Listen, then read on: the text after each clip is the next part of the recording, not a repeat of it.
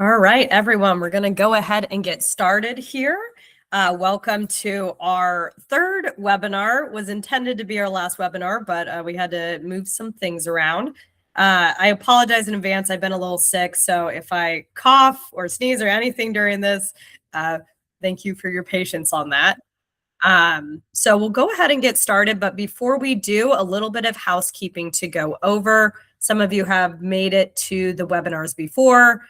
Know the drill on this one, but at the end of the webinar, we're going to be having a Q&A session. During the webinar, you're going to be muted, so the only way to submit questions is through the Q&A. If you see at the bottom right symbol of your screen, so I'm looking at my Google Meet right now. If you go to the bottom right, you'll see kind of the chat. You'll see the meeting tools, which is this 9-dotted icon next to well, you probably don't have the lock one. But if you click on the meeting tools, what you're going to get is a sidebar that shows you a list of tools. And you're going to want to click on Q&A. And in Q&A, this is where you can submit a question that we can answer at the end of the webinar during the Q&A time. And if it's something that I can't answer in the call, we'll definitely follow up with you to get you a response on that. The topic that we're talking about today is very site specific. So there's a lot of details that we won't be able to cover just because programs that do demand response are so site specific. So if that comes up, I might reach out to you separately outside of this meeting. However, I will try to answer the Q&A as best as possible. All right, so let's get on to our topic. Demand response, programs that pay. So demand response is what we're going to be covering today. Here's a brief overview of our agenda. So first off, we're going to head on, okay, what is demand response? Oftentimes, I'll probably just say DR. I'll try to say demand response, but people frequently shorten it to DR. What types of DR programs are there? And how Atlas responds to the DR programs. And then finally, what do we do when something doesn't go as planned? So starting off, what is demand response? So DR is the grid's way of paying you to be flexible. So the utility, they have to supply power to the grid. And in the cases where there's a lot of demand on the grid, they're asking you to be flexible so that they can avoid building more power plants for the worst hours of the year. So basically, they're asking you to be a flexible load so that they don't have to invest in like peak power plants that only run, a few hours a year or very limited hours a year in order to meet the need. The benefit of this is that they're going to pay you to reduce load when the grid is under stress, and so that your flexibility becomes a revenue stream. So they'll actually pay you for participating and being available to reduce load so that they can offset some of that higher demand. So some key things here to remember that are really critical. Number one is the grid pays for reliability. So you might be signed up for a program, and if you don't actually perform to the level that you're supposed to be performing to, that's not going to meet their needs, and eventually you might not be able to qualify for that program. So it's really important that if you are signed up for a program that you try to participate as much as possible. The actual programs vary what the structure is, but the most important thing is that if your company has signed your facility up to do demand response, or your facility is signed up to do demand response, you're saying you're willing and going to participate when they call upon you. So they really rely on that reliability, and that's what they're paying for. The payment structures and how you actually get the benefit of demand response varies widely. I'm not going to be able to cover everybody's individual situation. Sometimes it's something that shows up on bills immediately. Sometimes it's something that comes once a year. Sometimes it's a reduction in overall, utility costs. There's a wide variety of ways that you get paid for this. So if you want to go into detail about your program that your facility is signed up for, one, you can reach out to CrossnoKaye. We have experts in demand response that can speak to you about it. Also reaching out to your, maybe your general manager at your facility or your corporate project team, whoever manages that for your organization, and they should be able to talk to you about what actually is happening there and how it's working. And then finally, response time equals value. So a lot of these programs have differing response times in terms of how quickly they're going to ask you to shed load. Typically, the programs where you get the shortest notice are the highest value, because that is something that they can, get in a really quick way to reduce that load. So we're going to talk about the different types of notifications and how they typically do it. But typically, if you're able to push closer and closer to when an event is called, say you only need 30 minutes notice or 15 minutes notice, typically you're able to get more payout for that because you're able to be that flexible.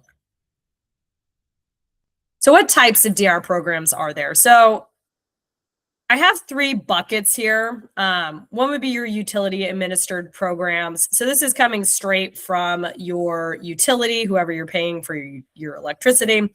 I just have some examples here in each bucket. I'm not going to go through all of them, but you might recognize some of these programs that come from utilities directly.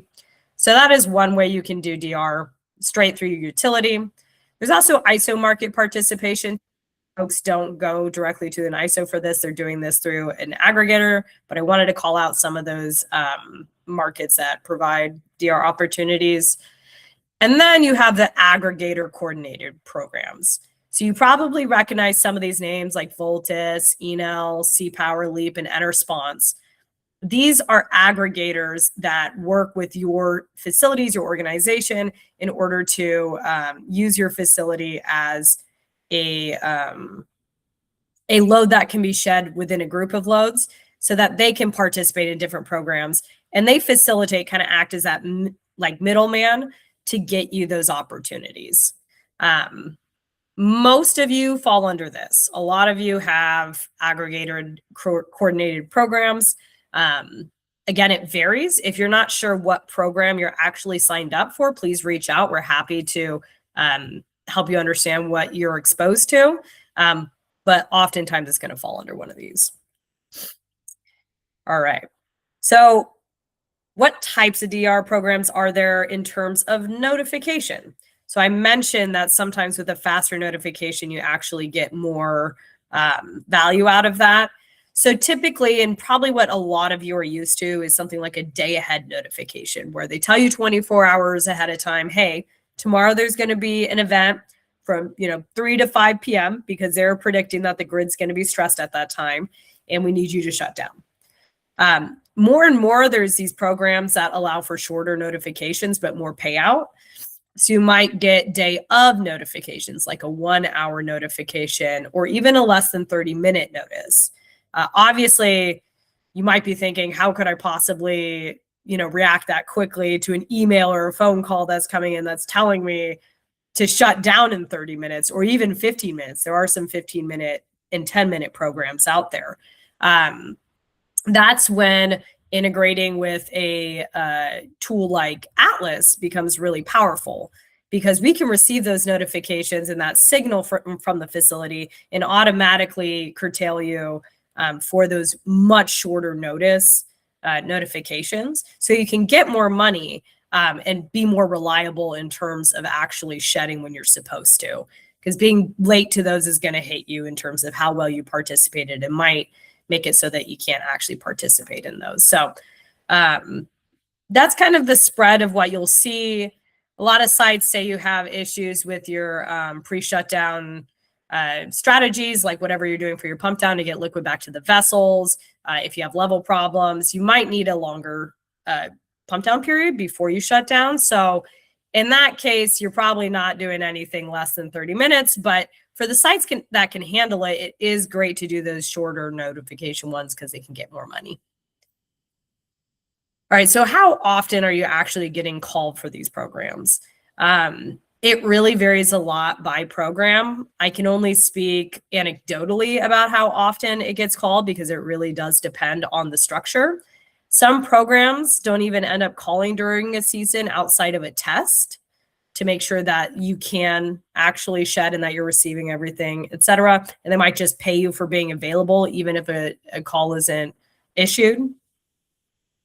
It is typically a higher likelihood that an event is going to occur around weather events like heat waves or storms.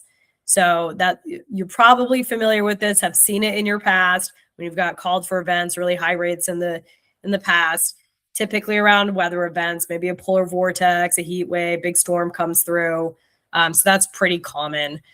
Just anecdotally, like thinking about last year, there's some programs that they tell you from the start, hey, we're going to call you 8 times this summer. So there's going to be 8 events. We don't know when they're going to happen yet, but they're going to happen. And that's what you can expect. And they're saying 8 max.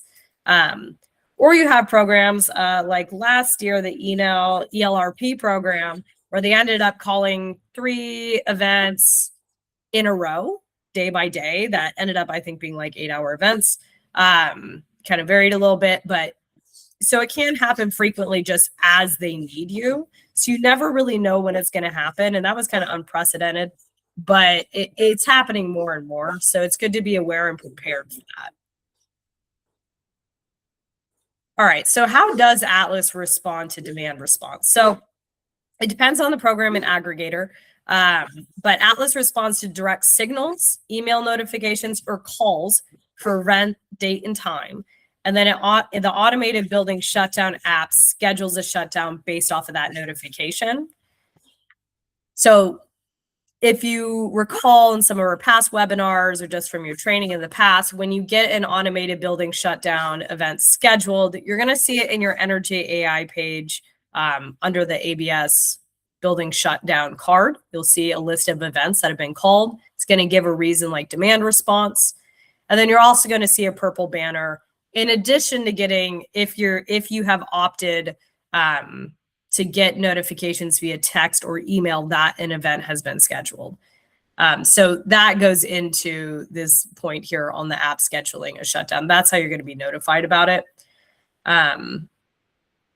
If it's a program where we have more of a heads up, the system will pre-cool prior to the shutdown period because it's looking at, okay, I'm going to be shifting my load away from this period where I'm shutting down.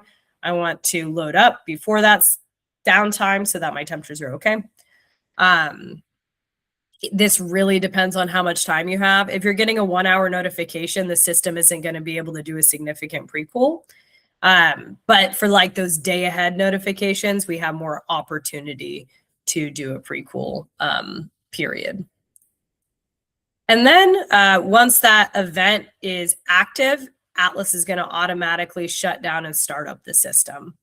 Now, this is where I'd remind you that if you have any concerns about your shutdown and startup procedure, especially from last year, or maybe you're just new to this, and you would like to review it or do a test shutdown with the Atlas system, please reach out to us and let us know. We're happy to set up a test event and work through any configuration changes that might be needed. So do think about that ahead of time if you're worried about how the actual shutdowns are going to occur and how your startups are going to happen. So I wanted to give some context for, what is the value that's at stake here.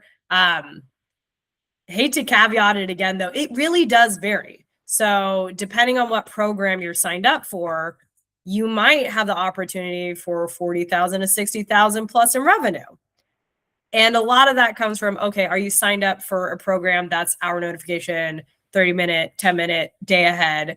How much money is available for you there? So that's something if you think you could push it in the future, maybe you're signed up for a day ahead now, but you think, hey, I think our site could do day of 1-hour notification. That's something to talk to your corporate project team about. See if there's opportunity for other DR programs that could be more beneficial for you. But this, this is a very generalized number. There's some sites that have an opportunity up to $100,000 plus based off of what they're able to do. And then some that fall on the lower range of maybe 20,000. So it really depends. But there is a lot of opportunity across the board and for your organization in general, usually. All right, so review of what to do when things don't go as planned. If you have to skip a demand response shutdown for any reason, the first step is communication. So harping on this a lot during this preseason period, the really important thing that all of us here at CrossnoKaye and our corporate partners are looking for is communication on what's going wrong. If you had to skip, that's fine. Nobody's going to be upset about, a site not being able to participate because they have a temperature issue or a safety issue. That's always number one. The key is let us know what's going on. Make sure when you cancel or pause shutdowns for a time period that you're putting in a really good message about, hey, this is what we're running into and why we're having to pause or skip this one. And that you can do right in Atlas. You don't have to go somewhere else. You can put that reason in there. However, I do recommend reaching out to your, like your general manager and maybe your regional managers to let them know what's going on and what issues you're running into. So if you can't handle a full shutdown, but an event is being called and you can see what time it's being called for, the recommendation is to shut as much as you are able to reduce overall power usage. Again, programs like these are looking for how well are you participating in them. If you're not able to shed as much as they're hoping or never able to meet, like maybe what you said that you were able to, they might over time drop you from the program. So it is really important that you put your best effort in trying to reduce as much as possible. So what does that look like? So that could be maybe you have to cancel an event, but you have a couple freezers that would be okay being turned off, or that you could turn off half of your evaporators for that time period and be okay. And you can manually override those with the Atlas system pretty easily. Ideally, if that's something that you have to keep doing, we want to set you up for the future. So the last step here is preparing for the next round. If it's a one-off thing, making manual decisions and taking manual actions is reasonable. However, when you're looking at, hey, ongoing, we don't want to be like manually handling this and we don't want you to be doing that. That's the whole point of the system, is to try to make it easier for you. So prepare for the next round by leveraging both the corporate project team and CrossnoKaye to identify opportunities to help you participate. So this can look like, hey, we need to actually change our configuration. We're running into these issues. Maybe it's one-off. Or letting the corporate project know, oh, I'm not able to do this because I have a compressor down and I'm waiting to repair it. I need funds for that. So there could be a variety of reasons why you're not able to participate. See how we can help you. See how your project team can help you before, canceling events for the season, because you're going to be missing out on a lot of opportunity.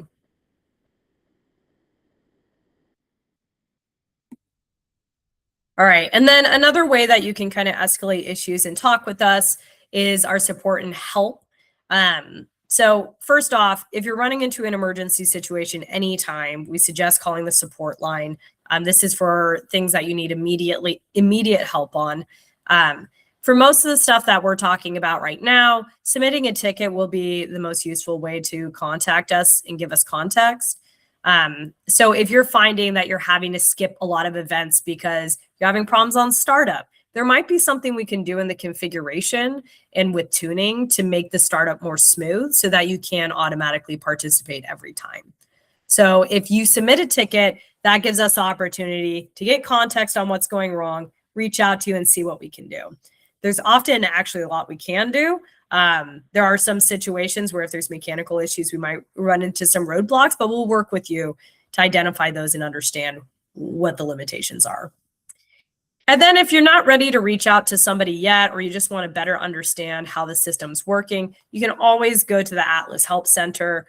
This has training videos on everything and getting started, how to set up your compressor sequencer, condenser sequencer, how does the building shutdown work, all that kind of information in there. So if you don't want to reach out to someone yet, you're like, hey, I want to try to figure this out on my own. I'm one of those types of people. You can hit the Help Center first. If that doesn't get you where you need to be, again, submit a ticket, let us know, and we can help you out. Okay, this was kind of a shorter one for today. Again, unfortunately, because everybody's under so many different programs, I wanted to keep this very general.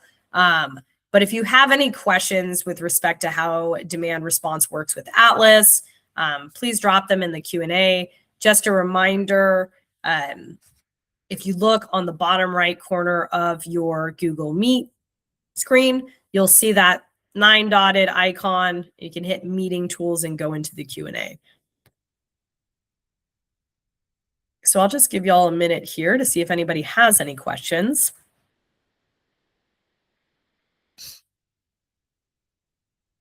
While I'm waiting on that, I will make one other note.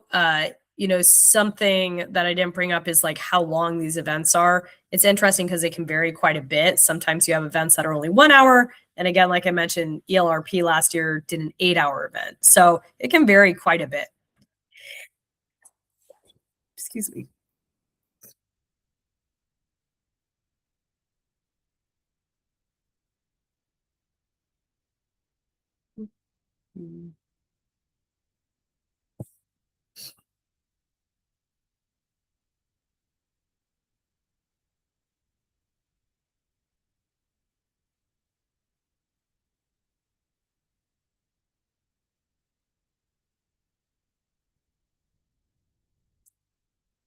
All right, not seeing any questions flow in, so I'm thinking there might not be any.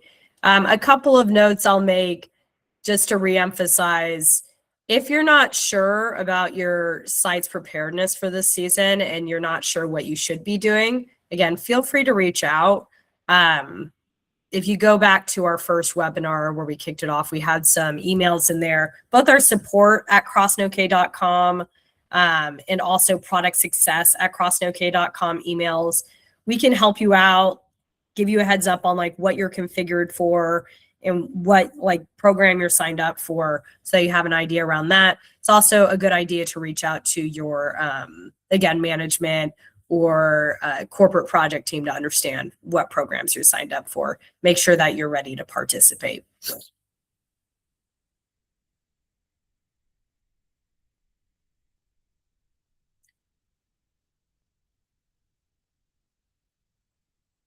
All right, well, with no Q&A coming in, I'm going to go ahead and wrap this up. Again, a shorter webinar today. I appreciate you all joining. This is recorded, so it will be sent out and you will have access to it. But thank you all for joining us today. And we have one more webinar happening in about, I think, 30 minutes on variable rates. So if that is applicable to your site, hopefully I see you over there in that webinar as well. All right. Thank you, everyone.